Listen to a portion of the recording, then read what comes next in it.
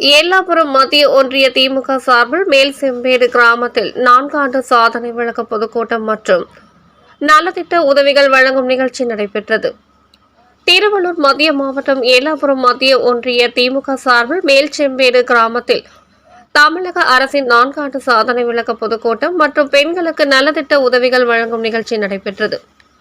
இந்நிகழ்ச்சிக்கு ஏல்லாபுரம் மத்திய ஒன்றிய திமுக செயலாளர் கோடுவெளி தங்கம் முரளி தலைமை தாங்கினார்.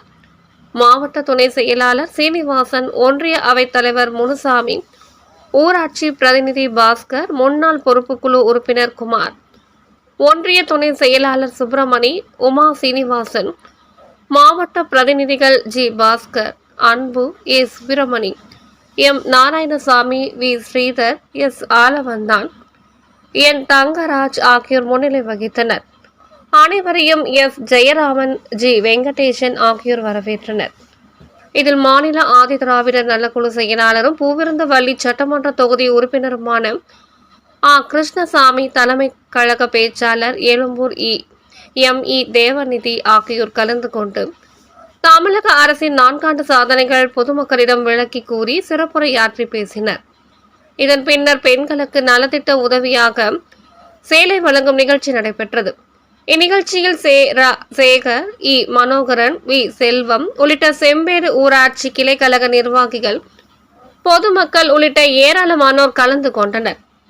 நிகழ்ச்சியின் முடிவில் கொமக்கம்பேடு கே.என். சரத்குமார் நன்றி கூறினார். நிகழ்ச்சிக்கான ஏற்பாடுகளை ஏல்லாபுரம் மத்திய ஒன்றிய திமுக செயலாளர் கோடுவெளி தங்கம் முரளி தலைமையில் நிர்வாகிகள் சிறப்பாக செய்திருந்தனர். 1000 ரூபாய் திட்டத்தை இன்னைக்கு யாருக்கெல்லாம் தகுதி இருக்கிறாங்கன்னு சொன்னாங்களோ அதை அப்படியே மாத்தி இன்னைக்கு எல்லோருக்கும் 1000 ரூபாய் கொடுக்கிற நிலையில இன்னைக்கு அண்ணன் தளபதி மு.க. ஸ்டாலின் உங்களுக்கு எல்லாம் 1000 ரூபாய் கொடுத்திருக்காரு. அதே போல படிக்கிற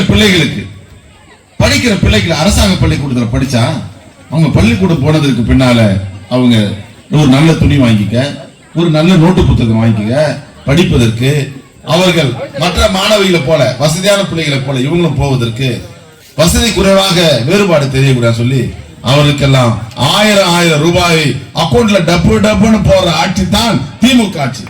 அவருடைய மாற்றுத்திறனாலே மதிக்கிறார் முதலமைச்சர். அதுதான் நீங்க புரிஞ்சுக்கணும்.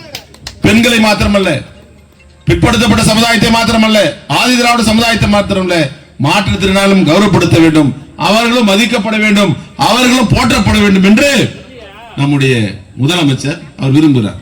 நேற்றைக்கு அவருக்கு 73 வயசு. நேற்று எவ்வளவு வயசு? 73 வயசு. போர் நடந்து கொண்டிருக்கிறது.